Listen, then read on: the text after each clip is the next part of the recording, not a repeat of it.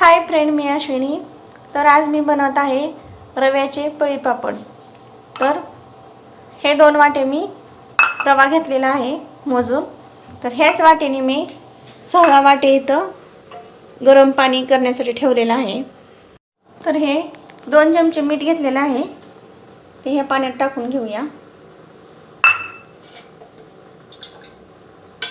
आणि थोडंसं तेल। तर आता ह्या पाण्याला उकळी घेऊया। हे पहा, पाण्याला उकळी आलेली आहे।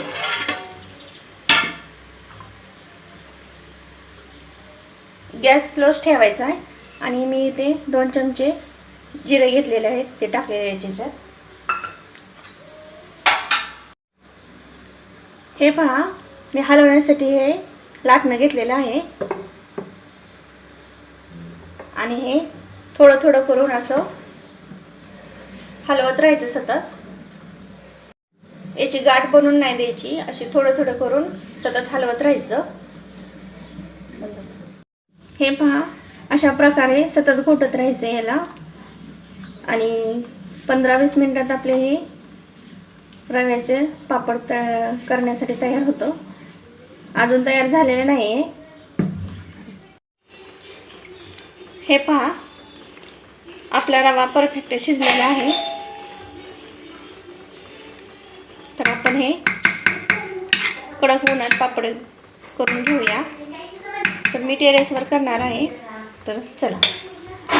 पहा, अशा प्रकारे कागद मी हातरून घेतलेला आहे प्लॅस्टिकचा। असे पापड बनवायचे, जास्त पातळ पण नाही आणि जास्त जाड पण नाही। हे पहा, हे रव्याचे पापड अशा प्रकारे मी घातलेले आहेत टेरेसवर कडक उन्हात। तर हे 2 दिवस आपण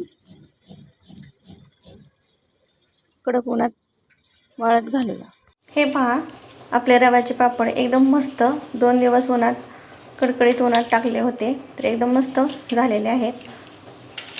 आणि एवढे सगळे 2 वाटीपासून एवढे सगळे बघा पापड झालेले आहेत। इथे मी तेल गरम करायला ठेवलेलं आहे। तर हे पापड बघा मी टाकते।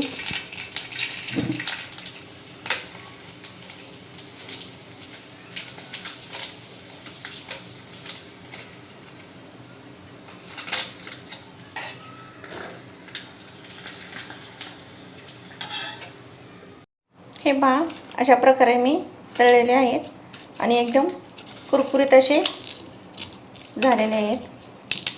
ठीक आहे। तर माझी रेसिपी आवडली असल्यास चॅनलला लाईक, शेअर, सबस्क्राईब करायला विसरू नका।